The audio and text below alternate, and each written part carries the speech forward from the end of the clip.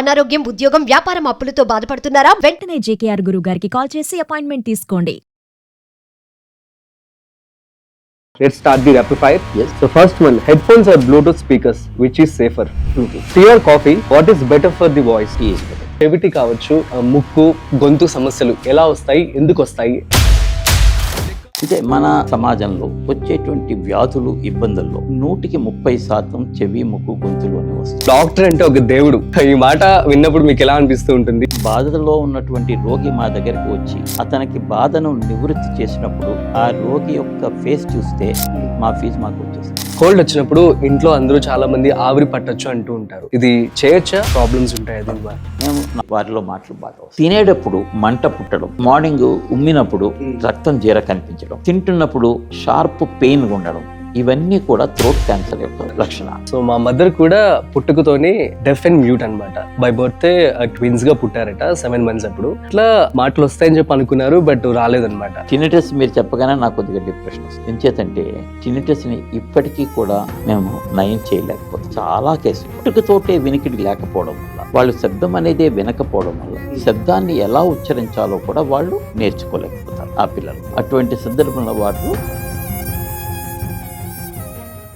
ఒక చిన్న పాపకి మాటలు రావట్లేదు, ఆపరేషన్ చేశాము, తర్వాత 6 నెలల తర్వాత వాళ్ళ దగ్గరికి వచ్చి బాగా మాట్లాడుతుందండి పాప అంటూ తీసుకొస్తే పాప మనతో మాట్లాడినప్పుడు వచ్చే ఆనందం ఇంత అంత కాదు. హాయ్, హలో, నమస్తే, వెల్కమ్ టు సుమన్ టీవీ. నేను మీ రాజీవ్ పసుపులేటి. సో అందరికీ డాక్టర్స్ డే శుభాకాంక్షలు. సో ఇవాళ డాక్టర్స్ డే సందర్భంగా మనము ENT specialist doctor K Meghnath గారిని తీసుకురావడం జరిగింది. తను MS in ENT, at the same time తను ఆల్మోస్ట్ 700కు పైగా కాక్లియర్ ఇంప్లాంట్ సర్జరీస్ చేయడం జరిగింది. అదేవిధంగా తను ప్రజెంట్ మా ENT హాస్పిటల్స్ మేనేజింగ్ డైరెక్టర్ గా ఉన్నారు. సో తన మాటల్లోనే సో ప్రస్తుతం మనం చూస్తున్నటువంటి సో చెవి, ముక్కు, గొంతుకు సంబంధించినటువంటి ఎటువంటి జాగ్రత్తలు తీసుకోవాలి, ఎటువంటి ప్రాబ్లమ్స్ మనం ఫేస్ చేస్తూ ఉంటాం, అసలు చెవిటి కావచ్చు లేదంటే ముక్కు, గొంతు సమస్యలు ఎలా వస్తాయి, ఎందుకు వస్తాయి, ఈ విషయాలన్నీ కూడా మనకి చెప్పడానికి మనతో ఉన్నారు. సో వారి మాటల్లోనే పూర్తిగా సమాచారం అడిగి తెలుసుకునే ప్రయత్నం చేద్దాం. So let's start. So hi sir, నమస్తే. నమస్తే, ఎలా ఉన్నారు సార్? అవునానండి, thank you Rajeev. So thank you so much sir for coming. It means a lot. ముందుగా మీకు డాక్టర్స్ డే శుభాకాంక్షలు. Thank you very much. So doctor అంటే ఒక దేవుడు. ఈ మాట విన్నప్పుడు మీకు ఎలా అనిపిస్తూ ఉంటుంది? అసలు మీ యొక్క సక్సెస్, ఎంజాయ్మెంట్ అంటే ఏం చెప్తూ ఉంటారు? అంటే మనం ఒక బాధలో ఉన్నటువంటి రోగి మా దగ్గరికి వచ్చి అతనికి బాధను నివృత్తి చేసినప్పుడు ఆ రోగి యొక్క ఫేస్ చూస్తే మా ఫీజు మాకు వచ్చేస్తుంది. అవునా? That is very very satisfying and gives a lot of energy and enthusiasm and inspiration to do the such activities further. Okay. ఒక చిన్న పాపకి మాటలు రావట్లేదు, ఆపరేషన్ చేశాము, తర్వాత 6 నెలల తర్వాత వాళ్ళ దగ్గరికి వచ్చి బాగా మాట్లాడుతుందండి పాప అంటూ తీసుకొస్తే పాప మనతో మాట్లాడినప్పుడు వచ్చే ఆనందం ఇంత అంత కాదు. Okay, phenomenal. Great sir. So మరి సక్సెస్ ని ఎలా ఎంజాయ్ చేస్తున్నారు అంటే ఏం చెప్తారు? ఆల్మోస్ట్ 99.9% సక్సెస్ఫుల్ గానే ఉంటాయి. We enjoy it. But occasionally ఒక్కొక్కసారి మనం చేయలేని పరిస్థితులు, ముఖ్యంగా క్యాన్సర్ విషయంలో ఓకే, కొన్ని క్యాన్సర్ కేసెస్ మనం కంప్లీట్ గా క్యూర్ చేయలేకపోతాము. అప్పుడు కొద్దిగా బాధ అనిపిస్తుంది. కానీ but next patient again a successful patient చూడగానే మనం ఓకే. సో ప్రస్తుతం మనం చూసినటువంటి సమాజంలో చెవి, ముక్కు, గొంతుకు సంబంధించి ఎటువంటి సమస్యలు మీరు ఎక్కువగా చూస్తూ ఉన్నారు? అంటే మన సమాజంలో వచ్చేటువంటి వ్యాధులు, ఇబ్బందుల్లో 130% చెవి, ముక్కు, గొంతులోనే వస్తాయి. ఓకే. ముఖ్యంగా ముక్కు, అక్కడి నుంచి గొంతు. ఇది చాలా తరచుగా మనం చూస్తూ ఉంటాము. ఓకే. మనకందరికీ తెలిసినదే కామన్ కోల్డ్ అంటాము. Common cold is nothing but viral infection. అది ముక్కు లోపల వచ్చేటువంటి వైరల్ ఇన్ఫెక్షన్. అది ముక్కులో మొదలయ్యి అక్కడి నుంచి గొంతు, వాయిస్ బాక్స్ అంటే స్వరపేటిక, అక్కడి నుంచి లంగ్స్, మిగతా శరీరాన్ని అంతటికీ కూడా పాకే అవకాశం ఉంటుంది. దీన్ని కామన్ కోల్డ్ లేదా influenza or viral infection, viral cold అంటాము. ఇది మనం తరచుగా చూస్తుంటాం, ముఖ్యంగా సీజన్స్ లో ఎక్కువగా చూస్తూ ఉంటాం. కోవిడ్ తర్వాత ఈ రకమైన పేషెంట్స్ ఎక్కువగా మనం చూస్తున్నాము. దీనికి సరైన ట్రీట్మెంట్ సకాలంలో తీసుకుంటే ఈ ఇన్ఫెక్షన్ శరీరంలోని మిగతా భాగాలకి సోకకుండా ఉంటుంది. అంతేకాకుండా ముక్కు, చెవి, గొంతులో పెర్మనెంట్ డ్యామేజ్ చేయకుండా అది మన శరీరం నుంచి వెళ్ళిపోతుంది. ఓకే. సో మరి మనం చూస్తున్నట్లయితే కోల్డ్ వచ్చినప్పుడు ఇంట్లో అందరూ చాలా మంది ఆవిరి పట్టొచ్చు అంటూ ఉంటారు. ఇది చేయొచ్చా? ఏమైనా ప్రాబ్లమ్స్ ఉంటాయి? తప్పకుండా చేయొచ్చు, చెయ్యాలి. అయితే ఈ కామన్ కోల్డ్ కి వైరల్ ఇన్ఫెక్షన్ కి ఇచ్చేటువంటి ట్రీట్మెంట్ లో మేము 4-5 రకాల ట్రీట్మెంట్స్ ఇవ్వచ్చు, 4-5 రకాల మందులు ఇవ్వచ్చు. అందులో 50% పని ఈ వేడి నీళ్ల ఆవిరి పీల్చడం ద్వారా జరుగుతుంది. ఓకే. అయితే ఆ పని చేసే ముందు అంటే వేడి నీళ్ల ఆవిరి పీల్చే ముందు ముక్కు లోపలికి జైలోమెటజోలిన్ లేదా ఆక్సిమెటజోలిన్ అనేటువంటి ముక్కులో చుక్కల మందు 2 చుక్కలు ముక్కులో వేసుకుని తర్వాత వేడి నీళ్ళ ఆవిరి పీల్చినట్టయితే చాలా మంచి ఫలితం వస్తుంది. అయితే ఇందాక అనుకున్నాం కదండి, కామన్ కోల్డ్ అవును తరచుగా వస్తూ ఉంటుంది. ఎంత తరచు అంటే ప్రతి మనిషికి ఏడాది కాలంలో కనీసం ఒకసారి వస్తుంది. ఓకే. కొద్ది మందిలో 2 సార్లు రావాలి. అంతకంటే ఎక్కువ వస్తే గనక వారికి ఏదో రకమైనటువంటి ఇమ్యూనిటీకి రోగ నిరోధక శక్తికి సంబంధించిన జబ్బు ఉందని అనుకుంటాం. ఏ జబ్బు లేకపోయినట్టయితే రోగ నిరోధక శక్తికి సంబంధించిన జబ్బులు ఏడాదికి 1-2 సార్లు రావడం సహజం. అది రావాలి కూడా. అలా ఫర్ ఎగ్జాంపుల్ కొంతమందికి నాకు 5 ఏళ్ల నుంచి జలుబు రాలేదండి అని వస్తుంటారు. ఆ వచ్చినప్పుడు మాత్రం విపరీతమైన జలుబు రావడమే కాకుండా కాంప్లికేషన్స్ ఎక్కువ వస్తుంటాయి. అంచేత ఏడాదికి ఒక జలుబు రావడం మంచిది. ఓకే. అయితే ఈ జలుబు అంతటితోటి అంటే ఇన్ఫెక్షన్ కలుగు చేసి వైరస్ మన శరీరం నుంచి 5 రోజుల్లో వెళ్ళిపోతుంది. ఓకే. ఆ వెళ్ళిపోయే టైంకి మన ముక్కు, గొంతు, చెవి ఈ మూడిట్లో ఎటువంటి డ్యామేజ్ లేకుండా వెళ్ళిపోతే గనక మనకు చాలా అదృష్టవంతం. ఓకే. ఇది 195 సార్లు ఇలాగే అవుతుంది. అయితే ఇందాక మనం చెప్పుకున్నట్టుగా ముక్కు లోపల చుక్కల మందు వేడి నీళ్ళ ఆవిరి పట్టినట్టయితే 195 కాకుండా 99 సార్లు వెళ్ళిపోతుంది. ఒక ఓన్లీ 1% రిస్క్ మాత్రమే ఉంటుంది, ఇంకా తక్కువే అని చెప్పుకోవచ్చు. అయితే ఎప్పుడు మొదలు పెట్టాలి? మనకి జలుబు వచ్చిన వితిన్ 12 గంటల లోపు ఈ ఆవిరి పట్టడం గనక మొదలు పెట్టినట్టయితే చాలా మంచి ఫలితం ఉంటుంది. అయితే చాలా మంది ఇందులో కొద్దిగా ఏమన్నా పసుపు వేయచ్చా అండి అని, తప్పకుండా వేయచ్చు. పసుపు యాంటీవైరల్, ఇమ్యూనిటీ పెంచే కెమికల్, అది తప్పకుండా వాడాలి. నెక్స్ట్ క్వశ్చన్ వచ్చేసి, ఇప్పుడు చెవిలో ఇచ్చింగ్ కావచ్చు, పెయిన్ కావచ్చు, ఏమైనా ఇరిటేషన్ గా అనిపించినప్పుడు యూజువల్ గా పిల్లల్లో చూస్తూ ఉంటాం, పేరెంట్స్ స్లైడ్స్ పెట్టి తీస్తూ ఉంటారు. ఇది ఎంతవరకు చేయొచ్చు? అసలు ఇది సజెస్టబుల్ అంటారా? చేయకూడదు. ముఖ్యంగా ఈ బడ్ అనేది, ఇయర్ బడ్ కానీ ఏదైనా హుక్ కానీ ఏదైనా ఏది పడితే అది వాడుతూ ఉంటారు. అవును. అది మాత్రం ఎట్టి పరిస్థితుల్లోనూ వాడదు.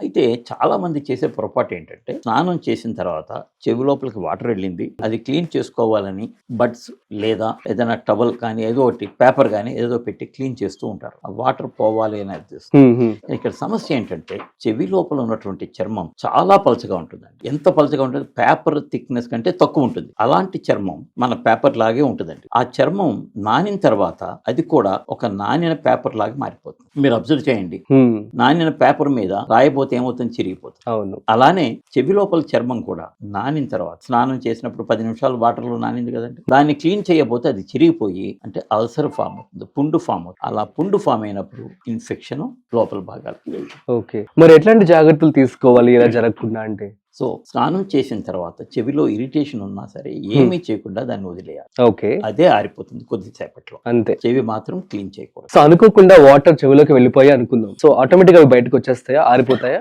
ఇన్ఫెక్షన్ సోకే అవకాశం ఉంటుందా? అవి తప్పకుండా బయటకు వచ్చేస్తాయి. ఒకవేళ ఉన్నా సరే కొన్ని గంటల్లో ఆరిపోతాయి. అవునా? అంచేత మనం మాత్రం వాటిని క్లీన్ చేయకూడదు, తొడవడానికి ప్రయత్నించకూడదు. చెవికి సంబంధించి వినికిడి, ఈ విషయం నేను ఇప్పటివరకు ఎక్కడ చెప్పలేదు. సో మా మదర్ కూడా పుట్టుకతోని డెఫ్ అండ్ మ్యూట్ అన్నమాట. సో తను బై బర్త్ ట్విన్స్ గా పుట్టారట 7 months అప్పుడు. సో అట్లా తనకి మాటలు వస్తాయని చెప్పి అనుకున్నారు, బట్ రాలేదన్నమాట. సో లక్కీగా మాకైతే మాటలు ఇచ్చింది మా మదర్. సో అయితే అసలు వినికిడి లోపం అన్నది ఎందుకు వస్తుంది, ఏంటి అంటే ఏం చెప్తారు? ఇప్పుడు మీ మదర్ కు ఉన్నటువంటి ప్రాబ్లమ్, వచ్చినటువంటి ప్రాబ్లం మోస్ట్ ప్రాబబ్లీ జెనెటిక్ అండి. జీన్స్ చేసే పని ఏంటంటే, ప్రతి జీన్ కూడా ఒక రకమైనటువంటి ప్రోటీన్ బాడీలో తయారు చేస్తుంది. ఈ ప్రోటీన్ చేసే పని ముఖ్యంగా చెవి లోపల ఇన్నర్ ఇయర్ లో కాక్లియా అంటాము. కాక్లియాలో ఉన్నటువంటి ఈ ప్రోటీన్ చేసే పని శబ్ద తరంగాలని అంటే యాంత్రిక తరంగాలని తీసుకుని వాటిల్ని విద్యుత్ తరంగాలుగా మారుస్తుంది. ఈ చేసే ప్రోటీన్ ఆ పర్టికులర్ జీన్ బాడీలో మిస్ అవ్వడం వల్ల మనకి ఈ వినికిడి అనేది లేకుండా ఉంటుంది. ఇది సాధారణంగా జరిగేటువంటి ఒక లోపం. ఇంచుమించుగా ప్రతి 1000 మందిలో ఒకరికి ఇటువంటి లోపం ఉంటుందని అంచనా. అయితే ఈ జీన్ మిస్ అవ్వడం వల్ల ఆ లోపం ఏర్పడి అయస్కాంత తరంగాలుగా అంటే యాంత్రిక తరంగాలు విద్యుత్ తరంగాలుగా మారేటువంటి ప్రక్రియ జరగకపోవడం వల్ల ఇన్నర్ ఇయర్ నుంచి ఉన్నటువంటి నర్వ్ మెదడుకి ఎటువంటి సంకేతాలని పంపించలేకపోతుంది. ఓకే. తద్వారా వినికిడి లోపం అనేది ఏర్పడుతుంది. సో అందువల్ల వీళ్ళకి పుట్టుకతోటే వినికిడి లేకపోవడం వల్ల, వాళ్ళు శబ్దం అనేది వినకపోవడం వల్ల శబ్దాన్ని ఎలా ఉచ్చరించాలో కూడా వాళ్ళు నేర్చుకోలేకపోతారు ఆ పిల్లలు. ఓకే. అటువంటి సందర్భంలో వాళ్ళు మూగా చెవిటి పిల్లలుగా మిగిలిపోతారు. ఓకే. మరి దీన్ని మనం ఎరాడికేట్ చేయలేమంటారా? ఒకవేళ అలా పుట్టిన వెంటనే ఎప్పటికి మనం డయాగ్నోస్ చేయొచ్చు at the same time. So దీనికి ఇప్పుడు మనం చూస్తున్నట్టయితే కోక్లియర్ ఇంప్లాంటేషన్స్ అని రావడం జరిగింది. ఇవి ఎప్పటి నుంచి వచ్చాయి? ఎట్ ది సేమ్ టైం ఎప్పుడు గుర్తించి మనం కేర్ తీసుకోవాలి? ఈ కాక్లియర్ ఇంప్లాంట్ అనేది ప్రపంచంలో ఇంచుమించుగా 1985 నుంచి 90 మధ్య కాలంలో మొదలు పెట్టడం జరిగింది. ఓకే. మన దేశంలో 1990-95 మధ్య కాలంలో మొదలు పెట్టడం జరిగింది. ఓకే. అయితే కాక్లియర్ ఇంప్లాంట్ చేయాలంటే వినికిడి లోపం 75% మించి ఉండాలి రెండు చెవుల్లోనూ. హీరింగ్ ఎయిడ్ పెట్టినప్పుడు వారికి ఏ విధమైనటువంటి బెనిఫిట్ లేకపోయిన సందర్భంలో మనం కాక్లియర్ ఇంప్లాంట్ అనేటువంటి ఆపరేషన్ చేస్తాం.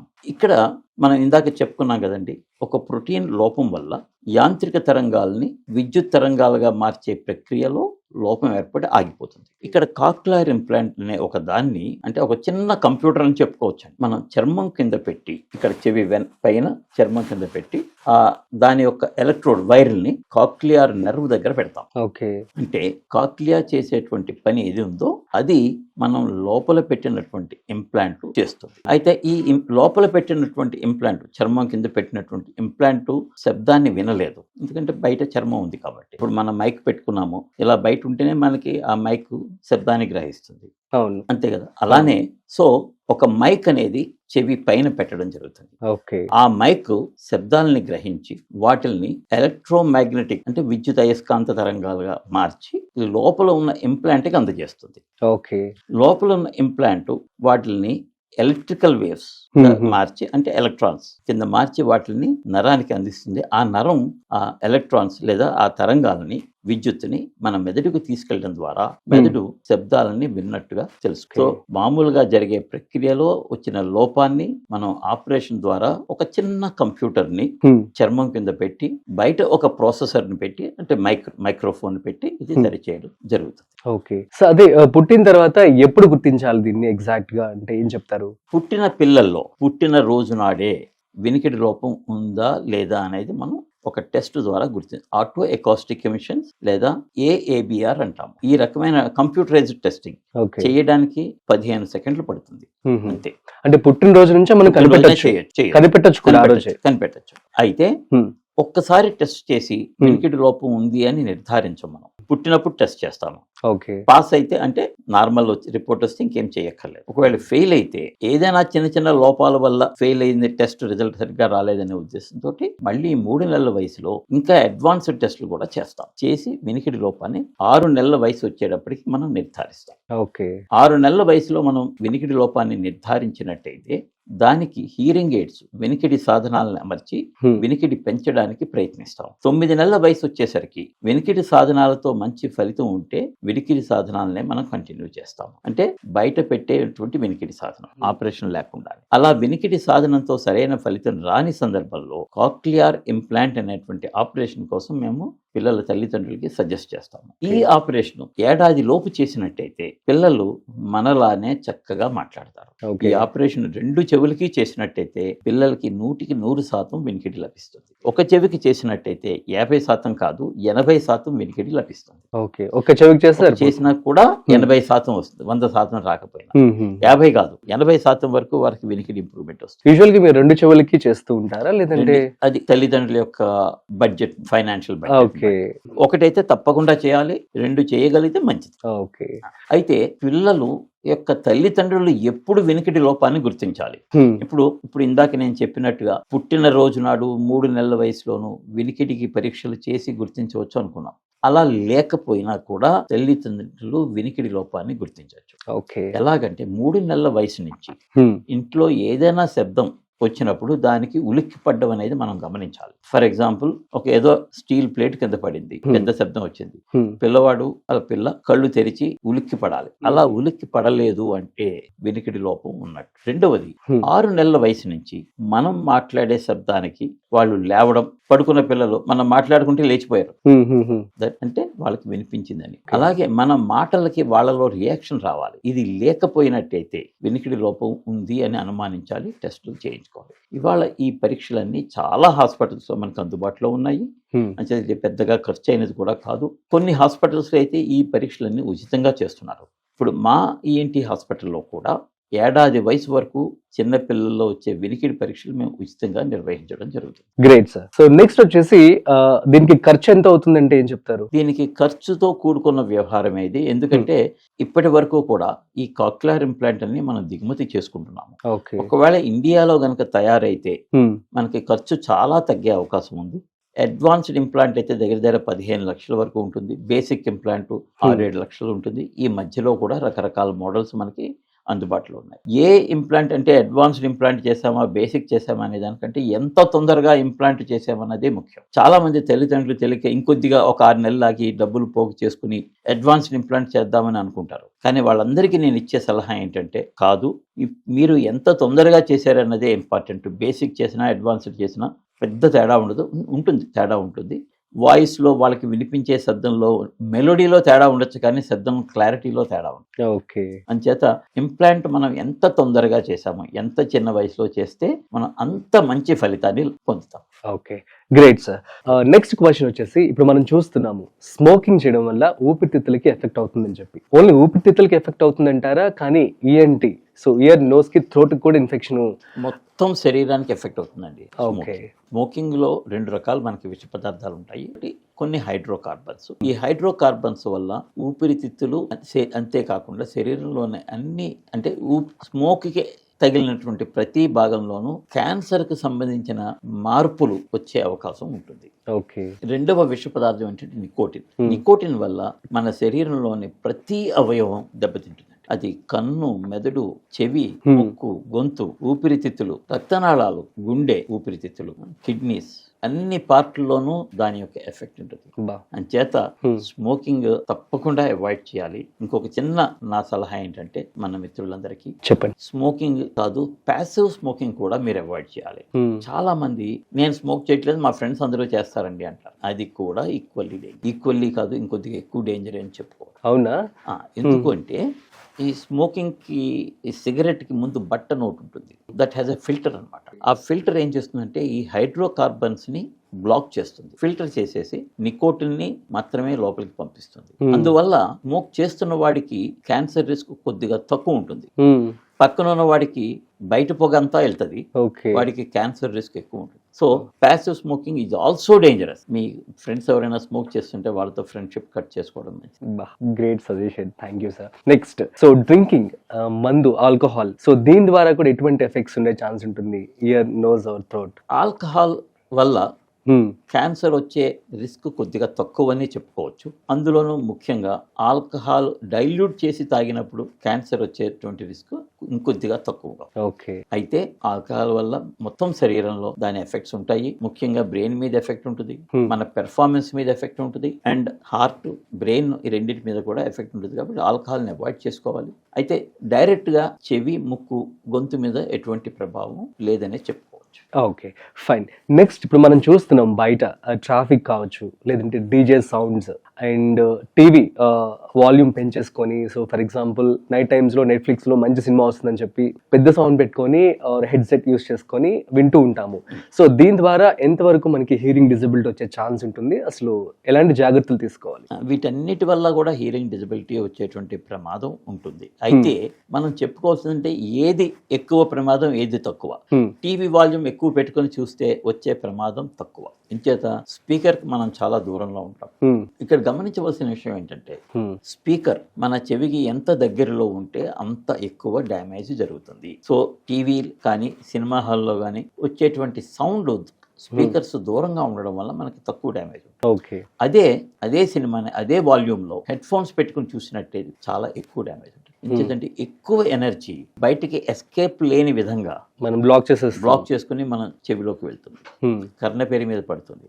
ఈ ఎక్కువ సౌండ్ వచ్చేసరికి ఇప్పుడు యాక్చువల్గా చెవి లోపల వినికిడి కణాలు ఒక గడ్డి ఎలా ఉంటుంది, పొలంలో మెత్తగా. గడ్డి ఎలా ఉంటుంది, మ్మ్. అలా ఉంటాయి. ఓకే. గాలి వీచినప్పుడు గడ్డి ఎలా కదులుతుందో వినికిడి తరంగాలకి గడ్డి కదులుతుంది. అదే ఇమాజిన్ మామూలు గాలికి గడ్డి కదులుతుంది, తుఫాన్ వస్తే మొత్తం పడిపోతుంది. పక్కకు ఒరిగిపోతుంది. అవును. అదే జరుగుతుందండి. మీరు డీజేకి వెళ్తారు చాలా మంది, తర్వాత అవే పాటల్ని హెడ్ ఫోన్స్ పెట్టుకుని ఇయర్ ఫోన్స్ పెట్టుకుని వింటుంటారు. మొత్తం ఎనర్జీ అంతా చెవిలోకి వెళ్ళేసరికి చెవి లోపల తుఫాను దానికి వినికిడి కణాలు ఒరిగిపోతాయి, బ్రేక్ అవుతాయి. Okay. ఒక్కసారి బ్రేక్ అయిన తర్వాత వినికిడి కణాలు రిపేర్ అయ్యే అవకాశం లేదు. మన శరీరంలో ఏ భాగమైనా సరే, చాలా అడ్వాన్స్డ్ డెవలప్డ్ పార్ట్ ఏదైనా సరే దానికి రిపేర్ అయ్యే కెపాసిటీ ఉంది. కంటి చూపు నరాలకి, వినికిడి నరాలు, మెదడు, ఈ మూడిటికి కూడా రిపేర్ అనేది లేదు. అంచేత వినికిడి నరాలని, వినికిడి అవయవాల్ని మనం జాగ్రత్తగా కాపాడుకోవాలి. ముఖ్యంగా ear phones, head phones, including noise cancellation phones, head phone కూడా వీలైనంత తక్కువ వాడాలి. అయితే నేను ఇదే సలహా ఇచ్చినప్పుడు చాలా మంది చెప్తుంటారు, డాక్టర్ గారు నేను పని చేసే పనే నాకు 10 మందితో నేను మాట్లాడాలి, సో నాకు హెడ్ ఫోన్స్ పెట్టుకోక తప్పదండి, నా జాబే అది, ఏం చేయాలి? కాల్ సెంటర్లో పనిచేసే వాళ్ళకి కూడా అదే ప్రాబ్లం. వాళ్ళకి నేను ఇచ్చే సలహా ఏంటంటే, అరగంట సేపు ఒక చెవి వినాలి, ఇంకా 15 నిమిషాల తర్వాత ఒక చెవికి రెస్ట్ ఇచ్చి రెండో చెవితో వినాలి.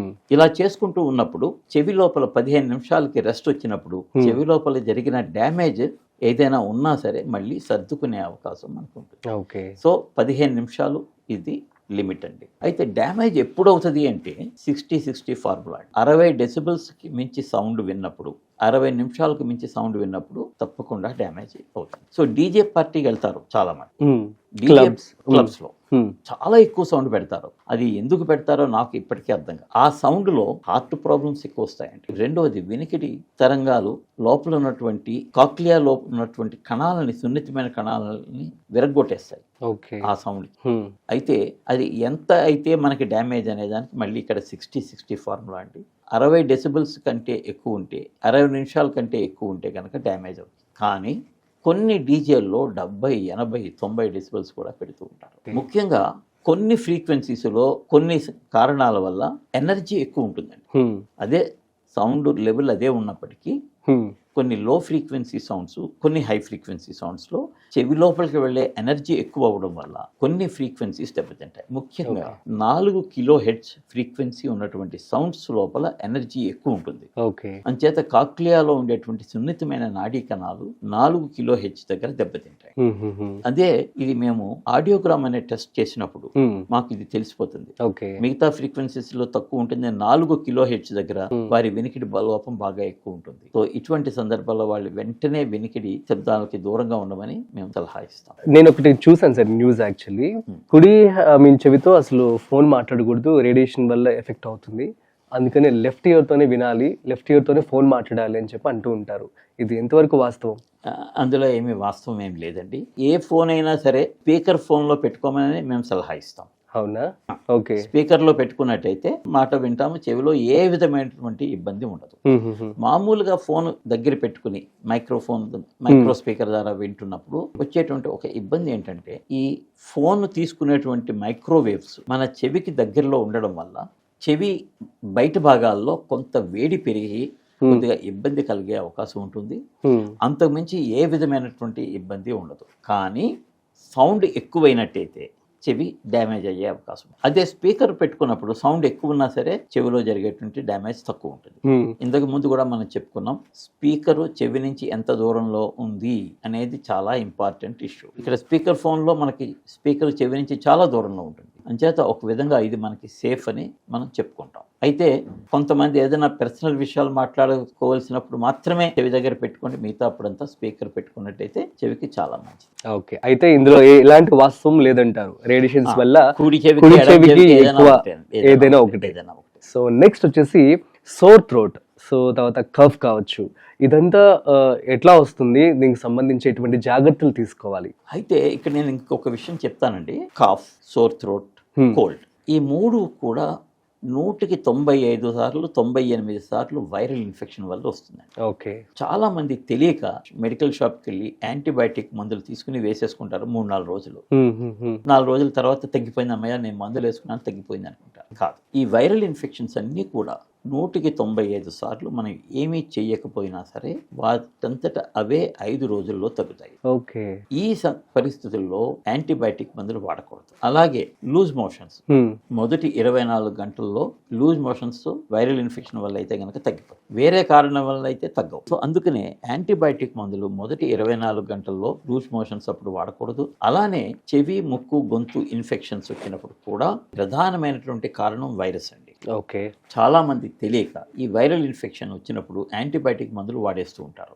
అది ఎట్టి పరిస్థితుల్లోనూ కరెక్ట్ కాదు. ఎందుకంటే అనవసరంగా మీరు యాంటీబయాటిక్ మందులు వాడినప్పుడు శరీరంలో ఎక్కడో ఉన్నటువంటి బ్యాక్టీరియా రెసిస్టెన్స్ ని డెవలప్ చేసుకుంటారు. ఓకే.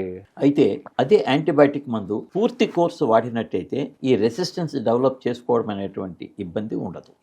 కానీ 3 రోజులు, 5 రోజులు, 4 రోజులు వాడి ఆపేసినట్టయితే బాడీలో ఉన్న బ్యాక్టీరియా ఆ మందుని రుచి చూసి దానికి విరుగుడిని తయారు చేసుకో. ఓకే. అంటే ఇక్కడ ఏంటంటే సింపుల్ అండి, పావుని కొడితే చచ్చిపోయేటట్టు కొట్టాలి, లేదంటే అసలు కొట్టద్దు, అదే వెళ్ళిపోద్ది. పావుని కొద్దిగా కొట్టేమనుకోండి అది వచ్చి మన కాటేస్తుంది. అవును. ఈ బ్యాక్టీరియాకి యాంటీబయాటిక్ ఇవ్వడం కూడా అంతే. ఇస్తే బ్యాక్టీరియా చనిపోయే డోసు చనిపోయేంత వరకు యాంటీబయాటిక్ ఇవ్వాలి. ఓకే. లేకుండా 3 రోజులు, 4 రోజులు, 5 రోజులు ఇచ్చి ఆపేస్తే ఆ బ్యాక్టీరియా రెసిస్టెన్స్ డెవలప్ చేసుకుంటాయి. ఎప్పుడు యాంటీబయాటిక్ వాడాలి, ఎప్పుడు వాడకూడదు? 195% యాంటీబయాటిక్ వాడాల్సిన అవసరం లేదు. ఓకే. అయితే ఏది వైరల్ ఇన్ఫెక్షన్, ఏది బ్యాక్టీరియల్ ఇన్ఫెక్షన్ ఎలా తెలుసుకుంటాము అంటే ఇక్కడ మనం చూడాల్సింది ఏంటంటే వైరల్ ఇన్ఫెక్షన్ సాధారణంగా లేదా 24 గంటలో ముక్కులో కానీ, గొంతులో కానీ, ఊపిరితిత్తుల్లో కానీ మొదలయ్యి మిగతా చోట్లకు కూడా 24 గంటల్లో పాకుపోతుంది. ఓకే. వైరల్ ఇన్ఫెక్షన్ తో పాటు పూర్తిగా ఫీవర్ ఉంటుంది, మరీ ఎక్కువ ఫీవర్ 102, 103 డిగ్రీలు ఫారెన్హీట్ లో గ్రేడ్ ఫీవర్ ఉంటుంది. తర్వాత వైరల్ ఇన్ఫెక్షన్ తో ఎప్పుడూ కూడా బాడీ పెయిన్స్ ఉంటాయి, అదే బ్యాక్టీరియల్ ఇన్ఫెక్షన్ లో అవి ఉండవు. ఓకే. తర్వాత దగ్గినప్పుడు వచ్చే కఫం తెల్లగా ఉంటుంది, పసుపు రంగులో గానీ, ఆకుపచ్చ రంగులో గానీ ఉండదు. ఓకే. సో ఇవన్నీ వైరల్ ఇన్ఫెక్షన్ కింద గమనించి కావాలంటే యాంటీవైరల్ మందులు వేసుకోవచ్చు, లేదంటే ఇందాక మనం చెప్పుకున్నట్టు వేడి నీళ్లలో పసుపు వేసి ఆవిరి పీల్చొచ్చు. అలాగే కొద్దిగా పసుపు, కొద్దిగా మిరియం పాలలో కలుపుకుని నీళ్లలో కలుపుకుని తాగొచ్చు. లేదు అనుకంటే చిటికెడు పసుపు, 2 మిరియాలు నోట్లో వేసుకుని మింగినా సరే మన యాంటీవైరల్ గా ఈ 2 కూడా చాలా బాగా పనిచేస్తాయి. అయితే మళ్ళీ చెప్తున్నామండి, యాంటీబయాటిక్ మందులు వాడినట్టయితే అది పూర్తి కోర్సు వాడాలి, మధ్యలో మిస్ అవ్వకూడదు. మిస్ అయితే దానికి ప్రత్యామ్నాయం ఏమిటి అనేది డాక్టర్ని అడిగి తెలుసుకుని అది పాటించాలి. ఓకే. సగం కోర్సు వాడడం ఎట్టి పరిస్థితుల్లోనూ చేయకూడదు. మధ్యలో యాంటీబయాటిక్ మందులు మిస్ అయినట్టయితే గనక శరీరంలో మనం వాడుతున్నటువంటి ఏ బ్యాక్టీరియా కోసం ఇది వాడుతున్నా ఆ బ్యాక్టీరియా ఆ మందుకి రెసిస్టెన్స్ డెవలప్ చేస్తుంది. ఓకే. అంటే కంటిన్యూస్ గా యాంటీబయాటిక్ వెళ్తూ ఉంటే బ్యాక్టీరియా చనిపోతుంది. కొద్ది గంటలు మందు ఇచ్చి తర్వాత ఆపేస్తే ఆ మందుకి అది చనిపోలేదు, మందుకి ఇబ్బంది పడింది, ఆ ఇబ్బంది నుంచి అది యాంటీబయాటిక్ ని ఎలా చంపాలి అనేది నేర్చుకుంటుంది అనమాట. నెక్స్ట్ వచ్చేసి చాలా మంది కూడాను ఇయర్ డ్రాప్స్ వేసుకుంటూ ఉంటారు. ఏదైనా పెయిన్ వచ్చినా సరే సడన్ గా వెళ్ళిపోయి తెచ్చేసుకొని ఇయర్ డ్రాప్స్ వేసుకుంటూ చెవిన పనగానే వెళ్ళి షాప్ కి వెళ్ళి సిప్రోఫ్లాక్సాసిన్ లేదా జెంటామేసిన్ లాంటి మందులు ఇయర్ డ్రాప్స్ తెచ్చుకుని వేసుకుంటూ ఉంటారు. అయితే ఇది ఎంతవరకు అవసరమని ఆలోచిస్తే అవసరం లేదండి. చెవి నొప్పి రావడానికి ముఖ్యంగా కారణం ఏంటంటే ముక్కులో ఇన్ఫెక్షన్. ఓకే. మనం మొదట చెప్పుకున్నట్టు ముక్కులో చుక్కల మందు వేసుకుని ఆక్సిమెటజోలిన్, జైలోమెటజోలిన్ చుక్కల మందు వేసుకుని వేడి నీళ్ళ ఆవిరి పీల్చడం సరైన పద్ధతి. చెవిలో వచ్చే ఇన్ఫెక్షన్స్ లో 199 ముక్కు నుంచే వస్తాయి. ముక్కులో ఇన్ఫెక్షన్ చెవికి స్ప్రెడ్ అవుతుంది. సాధారణంగా చెవిలో డైరెక్ట్ గా ఇన్ఫెక్షన్ రాదు. అయితే చెవి నుంచి చీము కారడం అనే వ్యాధి ఉన్న వాళ్ళు ఇందాక చెప్పినటువంటి యాంటీబయాటిక్ చుక్కల మందు వాడాలి. అయితే చెవిలో చీము కారడంతో పాటు లేదా చెవి నొప్పితో పాటు చెవిలో దురద ఉన్నట్టయితే, ఇచింగ్ ఉన్నట్టయితే గనక అది ఫంగల్ ఇన్ఫెక్షన్ అని అనుమానించాలి. ఫంగల్ ఇన్ఫెక్షన్ ఉన్న సందర్భంలో యాంటీబయాటిక్ మందులు వాడినట్టయితే ఫంగస్ విపరీతంగా పెరుగుతుంది. ఈ భూమి మీద ప్రతి చోట కూడా బ్యాక్టీరియా, ఫంగస్ ఈ 2 ఇప్పుడు ఫైట్ చేసుకుంటూ ఉంటాయి. మన శరీరంలో కూడా, మన శరీరం మీద కూడా ఫంగస్, బ్యాక్టీరియా 2 ఫైట్ చేస్తాయి. మన శరీరం మీద కొన్ని కోటాను కోట్ల బ్యాక్టీరియా ఉంటాయి. ఈ బ్యాక్టీరియా మనని ఫంగస్ నుంచి కాపాడతాయి. ఇప్పుడు మనం చేసిన పొరపాటు ఏంటి? చెవిలోకి యాంటీబయాటిక్ మందు వాడడం వల్ల చెవిలో ఉన్నటువంటి బ్యాక్టీరియాని మనం చంపేస్తాం. అంటే మనని కాపాడే సెక్యూరిటీని మనమే చంపేస్తే ఫంగస్ విజృంభిస్తుంది. అంచేత యాంటీబయాటిక్ మందులు ఏ కారణం లేకుండా, సరైన కారణం లేకుండా ఎట్టి పరిస్థితుల్లోనూ చెవిలోకి వాడకూడదు. ఓకే. అయితే చెవి నొప్పి కారణం ఏంటి అని చూస్తే చెవి మధ్య చెవిలో ఇన్ఫెక్షన్ ప్రధానమైనటువంటి కారణం. మధ్య చెవిలో ఇన్ఫెక్షన్ ఉన్నప్పుడు ఇన్ఫెక్షన్ రావడానికి కారణం ముక్కు. అంచేత ఇక్కడ ముక్కుకి కావలసినటువంటి మందులు వాడినట్టయితే ఇన్ఫెక్షన్ కంట్రోల్ అయిపోతుంది. తర్వాత వీలు చూసుకుని మీరు డాక్టర్ని కలవచ్చు. ఓకే. టినిటస్ అంటే ఏంటి? అదే విధంగా ఇప్పుడు యువతలో ఎక్కువగా వస్తుందని చెప్పి వింటున్నాం. అసలు ఏంటి సార్ అసలు టినిటస్ మీరు చెప్పగానే నాకు కొద్దిగా డిప్రెషన్ వస్తుంది. ఎంచేతంటే టినిటస్ని ఇప్పటికీ కూడా మేము నయం చేయలేకపోతాం. చాలా కేసుల్లో టినిటస్ అనేది ఎందుకు వస్తుంది అంటే వినికిడికి సంబంధించిన కాక్లియాలో కానీ, వినికిడి నరంలో కానీ, బ్రెయిన్ లోపల వినికిడిని గ్రహించే సెంటర్లో కానీ ఏదైనా వీక్నెస్ ఉన్నట్టయితే గనక నరం వీక్నెస్ అనుకోవచ్చు. ఈ టినిటస్ అనేది వస్తుంది. సింపుల్ అండి. ఇదివరకు మన ఇంట్లో ట్యూబ్ లైట్, చోక్ ఉంటాయి. చోక్ వీక్ అయింది అనుకోండి, సౌండ్ వస్తుంది. అలానే వినికిడి నరం ఎక్కడైనా వీక్ అయినప్పుడు సౌండ్ వస్తుంది. సౌండ్ అంటే ఏంటంటే అండి, ఇప్పుడు చెవిలో నరాలు ఉన్నాయనుకున్నాం కదండి, బ్రెయిన్ లోను మన శరీరం నిండా నరాలు. ప్రతి నరానికి ఒక ఇన్సులేషన్ కవర్ ఉంటుంది. మన ఎలక్ట్రికల్ వైర్స్ కి ప్లాస్టిక్ ఎలా ఉంటుందో అలానే నరానికి ఇన్సులేషన్ కవర్. ఈ ఇన్సులేషన్ దెబ్బతిన్నప్పుడు కరెంటు జంప్ అవుతుంది. ఓకే. అదే టినిటస్. అంటే ఇప్పుడు సింపుల్ అండి, మనం ప్లగ్ పెడతాము సాకెట్ లో, అది కొద్దిగా లూజ్ గా ఉంటే మన సౌండ్ వస్తుంది. అవును. ఎందుకు వస్తుంది ఆ సౌండ్? కరెంటు జంప్ అయినప్పుడు ఆ సౌండ్ వస్తుంది. అలానే వినికిడి నరాల్లో డ్యామేజ్ అయినప్పుడు, కరెంట్ జంప్ అవుతున్నప్పుడు సౌండ్ వస్తుంది. అంటే వినికిడి నరం డ్యామేజ్ అయ్యింది. ఇక్కడ ఇబ్బంది ఏంటంటే వినికిడి నరం డ్యామేజ్ అవ్వడానికి గల కారణాలు చాలా ఉన్నాయి. వాటిని పట్టుకోవడం మాకు కష్టం. ఏదైనా స్ట్రక్చరల్ లోపం ఉంటే గనక మేము దాన్ని రకరకాల స్కానింగ్ల ద్వారా, టెస్ట్ ద్వారా మేము పట్టుకోగలుగుతాం. అవి పనిచేసే విధానంలో ఎలక్ట్రికల్ లోపాలు ఉన్నప్పుడు మేము పట్టుకోలేము. అంటే ఏదైనా బ్రెయిన్ లోపల ఒక ట్యూమర్ వచ్చింది, నరం మీద ట్యూమర్ వచ్చింది, చెవిలో ట్యూమర్ వచ్చింది, ఇన్ఫెక్షన్ ఉంది, స్కానింగ్ చేస్తాము. లేదా ఆ రోగి చనిపోయిన తర్వాత మేము అది కోసి దాన్ని పరీక్ష చేసి నేర్చుకుంటాం. అయితే ఇది ఎలక్ట్రికల్ ప్రాబ్లం. మనిషి బతుకున్నప్పుడే ఆ లోపం ఉంటుంది. మనిషి చనిపోయిన నరం చూస్తే బాగానే ఉంటుంది, లోపం ఎక్కడుందో మనకు తెలియదు. అందుచేత ఈ వినికిడిలో ఈ టినిటస్ అనే లోపం మాకు చాలా డిప్రెషన్ గా అనిపిస్తుంది, చాలా ఇబ్బందికరంగా ఉంటుంది. అయితే ఈ లోపానికి గల కారణాన్ని గనక మేము పట్టుకోగలిగినట్టయితే, దాన్ని నివారిస్తే, దాన్ని సరిచేస్తే ఈ టినిటస్ ఎంతో కొంత తగ్గే ఛాన్స్ ఉంది. అంతేకాకుండా పెరగకుండా ఉంటుంది డెఫినెట్ గా. ఇది మేము చేయగలిగేది. అయితే ఈ వినికిడిలో టినిటస్ ని కలుగు చేసినటువంటి కారణాన్ని మనం సరి చేయకపోతే అది ఇంకో చోట వేరే లోపాన్ని కూడా కలుగు చేయదు. అంచేత వినికిడి రోగులు కొద్దిగా టెస్టులు ఎక్కువ చేయించుకోవాల్సి ఉంటుంది. లోపాన్ని ఎక్కడున్నది అనేది గమనించి, దాన్ని గ్రహించి, దాన్ని సరి చేయాల్సిన అవసరం ఉంది. అయితే టినిటస్ లో ఎంత ఇంప్రూవ్మెంట్ వస్తుంది అనేది మనం చెప్పలేము. సో ఇప్పుడు మనం చూస్తున్నట్లయితే టెక్నాలజీ బాగా పెరిగిపోయింది. చిన్నపిల్లల దగ్గర నుంచి అందరూ మొబైల్స్ యూస్ చేస్తూ ఉన్నారు, ఈవెన్ ద హెడ్సెట్స్ కావచ్చు. సో దీని ద్వారా పిల్లల్లో ఇప్పుడు ఎక్కువ వినికిడి కావచ్చు, థ్రోట్ ఇన్ఫెక్షన్స్ కావచ్చు, ఏమైనా వస్తున్నాయా? అసలు ఎలాంటి కేసెస్ మీరు రెగ్యులర్ గా చూస్తూ ఉంటారు? ఈ ఫోన్స్ చూడడం వల్ల ఈ వినికిడి లోపాలు కానీ, ఇన్ఫెక్షన్స్ కానీ ఏమి రావు. కానీ పిల్లల్లో మాట్లాడే శక్తి తగ్గిపోతుంది. ఎలా మాట్లాడాలి అనేది నేర్చుకునే అవకాశం ఉంటుంది. ముఖ్యంగా కొంతమంది పిల్లల్లో, మా పిల్లవాడికి 2 ఏళ్ళు అయింది, 3 ఏళ్ళు అంటే ఇంకా మాట్లాడటం లేదు. అవునమ్మా, సరేనమ్మా, ఏం చేస్తున్నారమ్మా, మీరేం చేస్తున్నారు? నేను సాఫ్ట్వేర్ ఎంప్లాయీ అండి, నేను జాబ్ చేస్తున్నాను, మా హస్బెండ్ కూడా జాబ్ చేస్తాను. మరి రోజంతా పిల్లవాడు ఏం చేస్తాడు అంటే వాడు కార్టూన్లు చూసుకుంటాడండి, ఫోన్ అంతా వాడేస్తాడండి. చక్కగా వాడికి ఏ కార్టూన్ కావాలంటే ఆ కార్టూన్ పెట్టుకుంటాడండి. వాడికే అన్నీ తెలుసండి, కానీ మాట్లాడతాడు. ఎందుకు మాట్లాడటం లేదు? వాడు ఎవరిని చూసి నేర్చుకోవాలి? తల్లి, తండ్రి లేదా ఇతర ఫ్యామిలీ మెంబర్ తోటి పిల్లలతోటి ఆడుకుంటూ వాళ్ళని చూసి వాళ్ళు ఎలా మాట్లాడుతున్నారు అనేది గ్రహించి వాడు నేర్చుకోవాలి. టామ్ అండ్ జెర్రీ కార్టూన్ చూస్తే ఆ మాటలు ఏమొస్తాయి? అందులో శబ్దాలే ఉంటాయి, అంతే, మాటలు లేవు ఆ కార్టూన్ అంతటా. ఇంకోటి, కార్టూన్లో కానీ టీవీలో కానీ మీకు కొద్దిగా సినిమా ఎలా తీస్తారని మీరు తెలుసుకుంటే, ముందు సినిమా తీస్తారు, తర్వాత వాయిస్ యాడ్ చేస్తారు. అవును. సో అందుచేత ఏమవుతుంది, ఎక్కువ మూమెంట్, వాయిస్ మ్యాచ్ కావు, పర్ఫెక్ట్ గా మ్యాచ్ కావు. అంచేత వాళ్ళు సినిమాలు చూసి, టీవీ చూసి, కార్టూన్లు చూసి మాటలు నేర్చుకునే అవకాశం లేదు వాళ్ళకి. అయితే ఇబ్బంది ఏంటంటే, ఈ నేర్చుకునే వయసు ఇంతకుముందు మనం చెప్పుకున్నాం, 1 ఏడాది నుంచి 2 ఏళ్ల వయసు వరకు బాగుంటుంది, 2 నుంచి 3కి తగ్గిపోతూ ఉంటుంది. 3 ఏళ్లకి మాటలు రాకపోతే తర్వాత మనం ఇవన్నీ సరిచేసినా సరే వారికి మాటలు వచ్చేటువంటి అవకాశం తగ్గిపోతుంది. వచ్చినా సరే తక్కువ వస్తాయి, క్లారిటీ ఉండదు. అంచేత చిన్న పిల్లలకి కార్టూన్ కానీ, వీడియో కానీ, టీవీ కానీ చూపించేటప్పుడు చాలా తక్కువ సమయం, వీలైనంత తక్కువ సమయం చూపించి ఎక్కువసేపు వారితో గడిపినట్టయితే వారిలో మాటలు బాగా వస్తాయి. సార్ సైనస్ కి పూర్తిగా రికవరీ ఉంటుందా? చాలా మంది అడిగేటువంటి క్వశ్చన్ అండి. మాకు పేషెంట్స్ కూడా ఇదే క్వశ్చన్ అడుగుతారు. సైనస్ ఉంది అంటే అయ్యో నాకు సైనస్ అయితే ఇంకా తగ్గదండి అంటారు. లేదమ్మా తగ్గుతుంది. లేదండి మాకు తెలిసిన వాళ్ళు చాలా మంది ఆపరేషన్ చేయించుకున్నారండి అయినా తగ్గలేదండి. ఇక్కడ రెండు ఇబ్బందులు ఉన్నాయండి. సైనస్ కి సరైన రిజల్ట్స్ లేవు అని పేషెంట్స్ అనుకోవడంలో కొంత నిజం ఉంది. కారణం ఏంటంటే, ఒకటి సైనస్ రావడానికి ప్రధానమైనటువంటి కారణం ఎలర్జీ. ఓకే. రెండవ కారణం సైనస్ నిర్మాణంలో ఉన్నటువంటి లోపాలు. ఓకే. ఈ రెండిటిని మనం సరిచేసినట్టయితే తప్పకుండా మంచి ఫలితం లభిస్తుంది. So allergy in the sense మనం థింగ్స్ క్లీన్ గా పెట్టుకోవడం అంటే. ఎలర్జీ ఎక్కడెక్కడ ఉందో క్లీన్ చేసుకోవాలి. అయితే ఇదంత తేలిక కాదు. చాలా మందిలో డస్ట్ మైట్ ఎలర్జీ ఉంటుందండి. డస్ట్ మైట్స్ అనేవి చిన్న చిన్న పురుగులు, ఇన్సెక్ట్స్. అవును. ఈ ఇన్సెక్ట్స్ మన కార్పెట్స్ లోను, సోఫాల్లోను, మ్యాట్రెస్లోను, పరుపుల్లోను, పిల్లోస్లోనూ ఉంటాయి. ఎన్ని ఉంటాయంటే కొన్ని లక్షల సంఖ్యలో ఉంటాయి. మనం ఒక కొత్త పరుపు కొనుక్కున్నాక, కొన్ని ఇంటికి తెచ్చుకున్నాక ఒక 1 వీక్ లోపల అవి ఎలాగో అక్కడికి చేరిపోతాయి. అవి లక్షల సంఖ్యలో ఉంటాయి.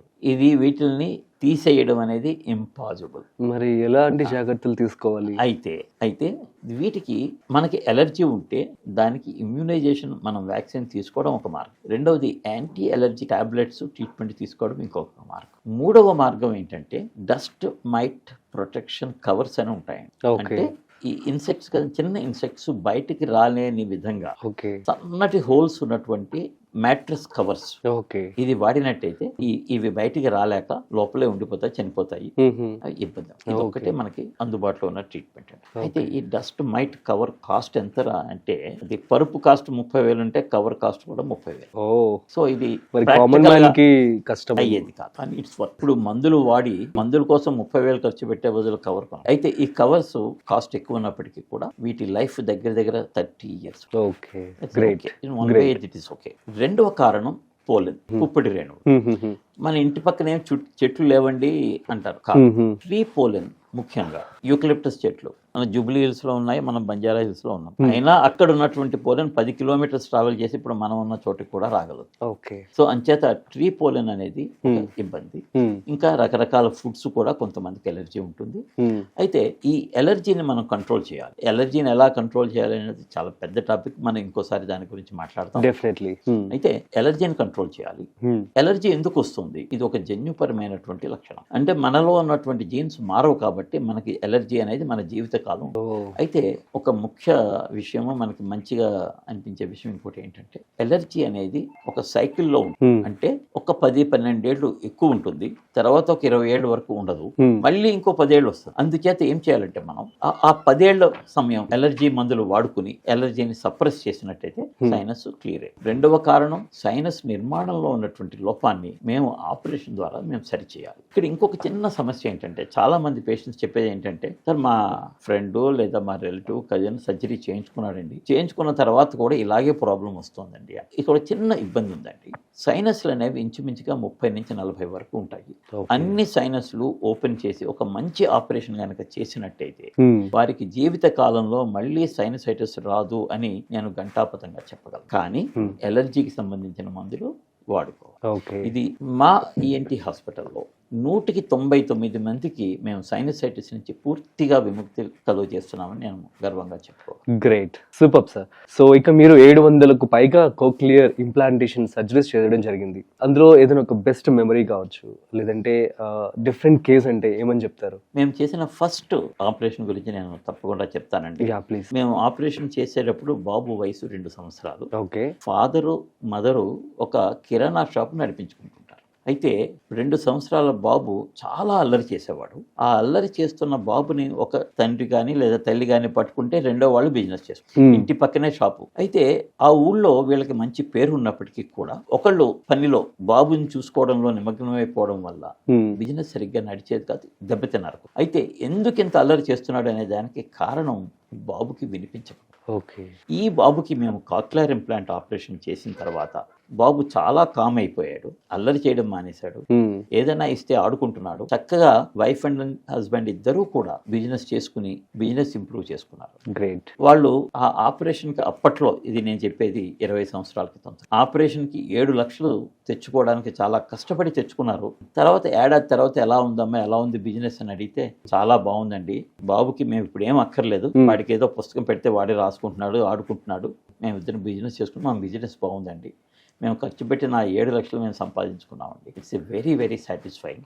అండ్ ఆ బాబు ఇవాళ ఇంజనీరింగ్ చేసి and is working in one of the public sector company. It is a very very satisfying moment to see him as an employee in a government organ, and he is contributing to the GDP of the government. Oh, great. Kada country GDP contribute చేస్తున్నాడు. Okay. And he is working in a missile factory. Oh, great. And he is helping us in the defense. Superb. And you are one of the reason for it అని కూడా చెప్పుకోవచ్చు. No, మాకంటే అండి ఈ cochlear implant అని తయారు చేసిన engineers కి మేము వాళ్ళని గుర్తు చేసుకోవాలి. It's their contribution. We're just putting the implant. Great. But they have made it after lot of research. They have created the implant. They are great and we should pay our respect. Super sir, thank you so much for sharing this excellent moment. Next వచ్చేసి throat cancer. So ఇది smoking వల్లే వస్తుంది అని చెప్పి అంటూ ఉంటారు. So దీంట్లో ఎలాంటి జాగ్రత్తలు తీసుకోవాలి, అసలు ఎందుకు వస్తుంది? థ్రోట్ క్యాన్సర్ రావడానికి స్మోకింగ్ ఒక కారణం, ఆల్కహాల్ ఒక కారణం, తర్వాత ఎసిడిటీ ఒక కారణం. ఇవన్నీ కాక కొంత జెనెటిక్ కారణాలు కూడా ఉంటాయి. అయితే ఏ కారణం వల్ల వచ్చినా సరే దాన్ని మొదటి లేదా రెండవ స్టేజ్ లో కనుక దాన్ని మనం కనుక్కున్నట్టయితే దాన్ని పూర్తిగా క్యూర్ చేసే అవకాశం. ఓకే. ఎంత సక్సెస్ రేట్ అంటే ఆపరేషన్ లేకుండా రేడియేషన్ ద్వారా 198 మందికి మనం నయం చేయాలి. Great. It's a very big and good success rate. Okay. అయితే ఈ ఇబ్బందిని మనం వీలైనంత తొందరగా గుర్తించాలి. మొదటి 2 స్టేజ్ల్లో కనుక కనుక్కుంటే మనం మంచి రిజల్ట్. మొదటి 2 స్టేజ్ల్లోనే దీన్ని పట్టుకోవాలి అంటే దీన్ని ఎలా గుర్తించాలి? ఒకటి, మన మాట లోపల స్వరంలో తేడా రావడం, కొద్దిగా బొంగురు గొంతు రావడం. 10 రోజులకు మించి బొంగురు గొంతు ఉన్నట్టయితే అది అనుమానించి, క్యాన్సర్ కాకపోవచ్చు, అనుమానించి దానికి సంబంధించిన టెస్టులు చేసుకోవాలి. ఓకే. అలానే తినేటప్పుడు మంట పుట్టడం, లేదా మార్నింగ్ ఉమ్మినప్పుడు రక్తం జీర కనిపించడం, తింటున్నప్పుడు షార్ప్ పెయిన్ ఉండడం, ఇవన్నీ కూడా థ్రోట్ క్యాన్సర్ యొక్క లక్షణాలు. మెడ లోపల కండలు అంటే గ్లాండ్స్ వాయడం కూడా థ్రోట్ క్యాన్సర్ లక్షణం. ఈ కండలు వాచ్ అయ్యి లేదా గ్రంథులు వాచ్ అయ్యి అంటే మన స్టేజ్ 3లోకి వెళ్ళిపోతున్నాం. ఓకే. అంచేత ఆ స్టేజ్ వరకు ఆగకుండానే ఇంతకు ముందు చెప్పిన లక్షణాలు ఉన్నప్పుడు గొంతు నొప్పి, గొంతు మారడం, బొంగురు గొంతు రావడం, వాయిస్ వాల్యూమ్ తగ్గడం, గొంతులో మంట రావడం, రక్తం జీర కనిపించడం, ఇలాంటివి వచ్చినట్టయితే ఏవో మందులు వాడడం కాకుండా వీడియో లెరింగోస్కోపీ అనే పరీక్ష ఈఎన్టీ వైద్యుల చేత చేయించుకున్నట్టయితే గొంతు లోపల వచ్చే క్యాన్సర్ ని ఎర్లీ స్టేజ్ లోనే మనం కనిపెట్టచ్చు. దాన్ని చిన్న ముక్క తీసి పరీక్షకి పంపించి దానికి రేడియేషన్ ట్రీట్మెంట్ ఇవ్వడం ద్వారా మంచి ఫలితాన్ని మనం సాధించవచ్చు. ఓకే. సో చాలా మంది వాయిస్ మనం చూస్తున్నట్లయితే కొంతమందికి బేస్ ఉంటుంది, అమ్మాయిలకి యూజువల్లీ హై పిచ్ ఉంటుంది, అబ్బాయిలకి లో పిచ్ ఉంటుంది. సో కొంతమంది వాయిస్ బేస్ లో కూడా డిఫరెన్సెస్ ఉంటాయి. ఇవన్నీ పుట్టుకతోనే వస్తాయంటారా, లేదు అంటే దీనికి సంబంధించి ఏమైనా ట్రైనింగ్ చేస్తే మారుతుంది అంటారా? తప్పకుండా మారుతుందండి. కృషి ఉంటే మనుషులు కృషులు అవుతారు. అండ్ ట్రైనింగ్ వల్ల వాయిస్ ని మార్చుకోవచ్చు, వాయిస్ ని ఇంప్రూవ్ చేసుకోవచ్చు. అయితే దీనికి స్పీచ్ థెరపిస్టులు అని ఉంటారు. అవును. అదొక ప్రత్యేకమైనటువంటి కోర్సు. వారి దగ్గర ట్రైనింగ్ తీసుకుని మార్పులు చేసుకునే పాసిబిలిటీ ఉంది. ఓకే. సో పిల్లల్లో వాళ్ళకి వినపడుతుంది కానీ మాట్లాడలేకపోతున్నారు, ఇది ఎందుకని వస్తుందంటారు? పిల్లల్లో వినిపించిన తర్వాత కూడా మాట్లాడలేకపోవడానికి కారణం ఇందాక మనం చెప్పుకున్నట్టు స్క్రీన్ టైం. అంటే ఎక్కువ స్క్రీన్ టైం ఉన్నట్టయితే ముఖ్యంగా ఇది చూస్తున్నాం, వాళ్ళు మాట్లాడలేరు. చేత వాళ్ళు ఎవరి దగ్గర ఎవరైనా మాట్లాడుతున్నది చూస్తే నేర్చుకుంటారు. వాళ్ళకి ఎదురుగుండా ఎవరో మాట్లాడకపోతే ఎలా నేర్చుకుంటారు? నేర్చుకునే అంటే నేను చూసినటువంటి ఒక కేసు, ఒక పాప, సో ఆల్మోస్ట్ 6 to 7 years వినపడుతున్నాయి, ఒక 2-3 వర్డ్స్ మాత్రమే అంటుంది, మిగతా ఏవి మాట్లాడలేకపోతుంది. దీనికి రెండవ కారణం ఏంటంటే తెలివితేటలు తక్కువగా ఉండడం వల్ల కూడా ఇలాంటి పరిస్థితి రావచ్చు. మూడవ కారణం ఏంటంటే ఆటిజం అంటాం, అంటే అటెన్షన్ డెఫిసిట్. ఇందులో ఏమవుతుందంటే ఇందాక మనం చెప్పుకున్నాం కదండి, మన ఫేస్ చూసి మన పెదాల కదలికలను గమనించి Hmm. మాటలు నేర్చుకోవాలి. వీళ్ళు ఏంటంటే మన వైపే చూడరు, వారి లోకంలో వాడు ఆడుకుంటూ ఉంటారు. బట్ వాడు చాలా యాక్టివ్ అండి అంటారు. That is a depressing to me. అయ్యో. యాక్టివ్ అంటే మనతోటి ఉండాలి, వాడంతటా వాడు ఏదో ఆడుకుంటూ ఉంటే he will not learn from అస్.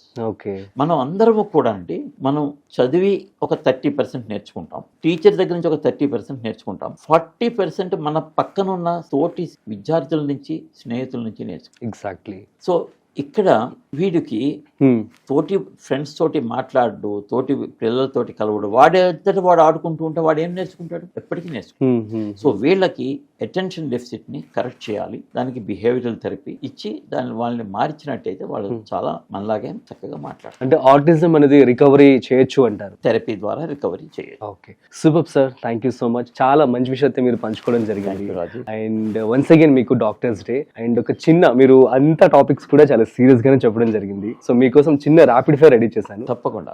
ఆ క్వశ్చన్స్ మీ మాటల్లో వినాలని చెప్పింది. తప్పకుండా. Let's start the rapid fire. Yes. So first one, headphones or Bluetooth speakers, which is safer? Bluetooth. Okay. Tea or coffee, what is better for the voice? Tea. Tea better అవుతుంది. Tea is better. Okay. Loud weddings or silent retreats? Silent retreat. Okay. One bad habit ఏంటి doctors secretly hate in youth? Google. అవునా sir? Okay. Google, and another thing is what we hate is they bring all the reports in their phone, and when we ask the report, they keep on checking. They take 5 minutes to, and after 5 minutes, sir, I'm not able to find the report. అవునా? So Google వల్ల మీకు ఇబ్బంది అయిపోతుంది. And they come with a wrong impression. Google is not 100% correct. Anybody can write anything in the Google. True. That will be there. And Google gives information. It doesn't give knowledge. Okay. Knowledge is different, information is different. True. So they get a lot of information. Unfortunately, they think they are having the knowledge. And they get treated from that. And for us to bring them back from that wrong information, wrong knowledge into the track is little difficult. అవును. So అప్పుడు మీరు మంచి class ఇస్తారా? Class ఇచ్చినా కూడా అంత తేలిగ్గా రారు, మేము ఏం చేయలేము. ఇంకా నమస్తే పెట్టారు. నెక్స్ట్, ఇఫ్ ఎవరికైనా ఇయర్ పెయిన్ ఉందనుకోండి, సో యా అదే మీరు చెప్పింది, డాక్టర్ గూగుల్ అంటే ఏమంటారు? Doctor, undoubtedly, yes. But follow the home remedy. For that, you look at the home remedy in the Google. The issue is Google has a lot of information. Exactly. It has correct information, it has wrong information. True. But the problem is, which is correct, which is wrong? Common man doesn't know. I know what is correct, what is wrong. But both are there in the. So for example, for ear pain, what is to be done is also there in the Google. What is not correct is also there in the Google. So what is correct is, you have to, I will put it this way, follow the home remedies of a good website. Okay. Right? So what I suggest every Google people, you see from where you are reading. Like you are reading from an ENT surgeon.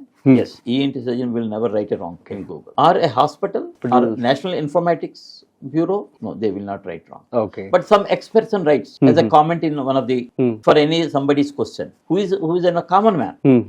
He doesn't have a knowledge. What he thinks he will write. అవును. And that could be wrong. So all what I tell them is, see from where you are reading in the Google, who has published that information in the Google. Okay. That is the most. Then you look for the credible information from the Google. Okay, great sir. One food that surprisingly helps voice clarity? There is no food like. అవునా? Best, yes, water. Okay. Water. Hot water. Plain water. Okay. Need not be very cool. Your reaction when someone says it's just a ear bags, no big deal? No big deal. Yes, you can clean yourself. Who sir? Many times patient, sir నాకేం problem, చెప్పి ఒకసారి clean చేశాను sir అంటారు. Clean చేసిన తర్వాత clean చేయడానికి 500 rupees అండి అంటారు. నేను వాళ్ళకి చెప్పేది ఒకటే, మీ అబ్బాయి చేత క్లీన్ చేయించుకోండి, మీరేం డబ్బులు ఇవ్వక్కర్లేదు. You will get traumatised, get the injured. So it's not చిన్న పని అని కాదు, ఆ చిన్న పని చేయడానికి మేము ఎంత ట్రైనింగ్ తీసుకున్నాం అనేది important. That's what they have to understand. One common myth about ear phones you want to burst right now? Year phone అనేది ఒక చెవిలోనే 15 నిమిషాలు పెట్టుకోవాలి, తర్వాత 15 నిమిషాలు రెండో చెవిలో పెట్టుకోవాలి, ఆ తర్వాత మళ్ళీ మొదటి చెవికి రావాలి. ఓకే. ప్రతి చెవికి కూడా ఇయర్ ఫోన్ వాడేటప్పుడు 15 నిమిషాలు రెస్ట్ ఇచ్చినట్టయితే అది చెవికి ఎటువంటి ఇబ్బంది లేకుండా ఉంటుంది. One thing you wish schools taught kids about ఏంటి హెల్త్? చెవి, ముఖ్యంగా చెవిలో ఉన్నటువంటి లోపాన్ని ఎలాగ పట్టుకోవాలి తెలుసుకోవాలి, మనం నేర్పాలి పిల్లలకి. యాక్చువల్గా మనకి పిల్లల సిలబస్ లో హెల్త్ ఎడ్యుకేషన్ అనే టాపిక్ లేదు ప్రస్తుతానికి, నాకు తెలిసినంత. అది ఉన్నట్టయితే మన సమాజంలో ఉండేటువంటి జబ్బులు సకానికి సగం తగ్గి. ఇప్పుడు ఇందాక మనం చెప్పుకున్నాం, థ్రోట్ క్యాన్సర్ ని ఎలాగా ఎర్లీగా పట్టుకోవాలి, అది ఎంతమందికి తెలుసు? తెలియదు. ఇదే ఈ చిన్న టాపిక్ Hmm. 6వ తరగతిలోనో 8వ తరగతిలోనో పెట్టినట్టయితే మన అందరికీ తెలిసిపోయి ఉండేది కదా. అవును. అలానే Hmm. వైరల్ ఇన్ఫెక్షన్ వచ్చినప్పుడు యాంటీబయాటిక్ వాడకూడదు Hmm. Hmm. అనే విషయం Hmm.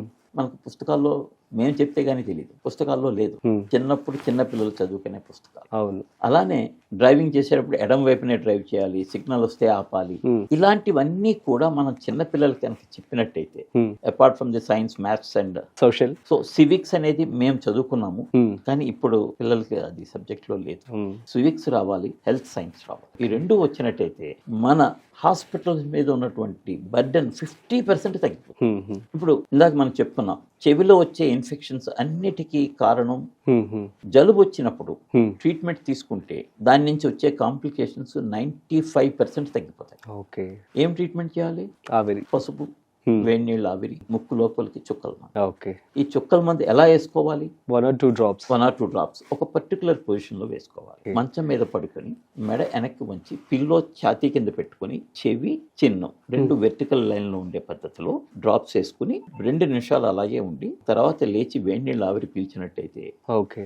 జలుబు నుంచి, వైరల్ కోల్డ్ నుంచి వచ్చే ఇన్ఫెక్షన్స్ 95% తగ్గిపోతాయి. ఓకే. సూపర్. Except సార్, ఈ స్టేజ్ వరకు రావడానికి ఒక థ్యాంక్స్ చెప్పాలంటే మీ లైఫ్ లో ఒక ముగ్గురికి ఎవరికి చెప్తారు? ఫస్ట్ మాకు ప్రొఫెసర్స్ అండి, ఓకే. తర్వాత పేషెంట్, Hmm. Hmm. వీళ్ళిద్దరే. అంతే. అండ్ మాకు supporting staff. Hmm. Hmm. Hmm. ఈ సపోర్టింగ్ స్టాఫ్ లేకపోతే కనుక మేము ఏం చేయలేము. ప్రొఫెసర్ మాకు నేర్పించకపోతే మేము ఈ పొజిషన్లో ఉండేవాళ్ళం. అవును. అవును. మాకు నేర్చుకోవడానికి అవకాశం ఇచ్చింది మళ్ళీ పేషెంటే కదా. మేము అంటే పుస్తకంలో ఇందాక అనుకున్నాం కదండి, ఇన్ఫర్మేషన్, నాలెడ్జ్ అని. Hmm. Hmm. పుస్తకంలో చదివితే మాకు వచ్చేది ఇన్ఫర్మేషన్, అది పేషెంట్ని చూసినప్పుడు అది నాలెడ్జ్ కింద మారుతుంది. Hmm. Hmm. నాలెడ్జ్ మాకు వచ్చింది అంటే పేషెంట్, Hmm. Hmm. Hmm. పుస్తకాల నుంచి నాలెడ్జ్. ఓకే. సో ఎప్పటికీ మేము రుణపడి ఉండేది పేషెంట్కి. Super sir, thank you so much. Thank ఇట్లాగే మీరు మంచిగా సర్వీస్ చేస్తూ ఉండాలని చెప్పి మనస్ఫూర్తిగా కోరుకుంటున్నాము. And it means a lot. Thank you. So once again మీకు డాక్టర్స్ డే. గైస్, అర్థమైంది కదా. సో ఈఎన్టీ స్పెషలిస్ట్ మేఘనాథ్ గారు చాలా మంచి విషయాలు అయితే మనతో పంచుకోవడం జరిగింది. కాబట్టి ఇక నుంచి సో ఒక్కటి కాదు, నాకు తెలిసి ఈ పాడ్కాస్ట్ లో చాలా చాలా మంచి విషయాలు అయితే చెప్పడం జరిగింది. సో మీ అందరికి కూడా బాగా యూజ్ అవుతుందని చెప్పి అనుకుంటున్నాను. సో మా తరపు నుంచి, సుమన్ టీవీ తరపు నుంచి ఎక్కువ హెడ్సెట్ కావచ్చు, నాయిస్ కావచ్చు, డీజెస్, వీటన్నిటికి కూడా కొంచెం దూరంగా ఉండండి. అట్ ది సేమ్ టైం మీ యొక్క హెల్త్ గురించి మీరు కూడా మంచిగా కేర్ తీసుకుంటే బాగుంటుంది. That's it. సో మరొక ఇంట్రెస్టింగ్ కాంటెంట్ తో మళ్ళీ కలుద్దాం. అంతవరకు చూస్తూనే ఉండండి Suman TV. This is Rajeev signing off. Video నచ్చినట్లయితే like, share and subscribe. Thanks for watching.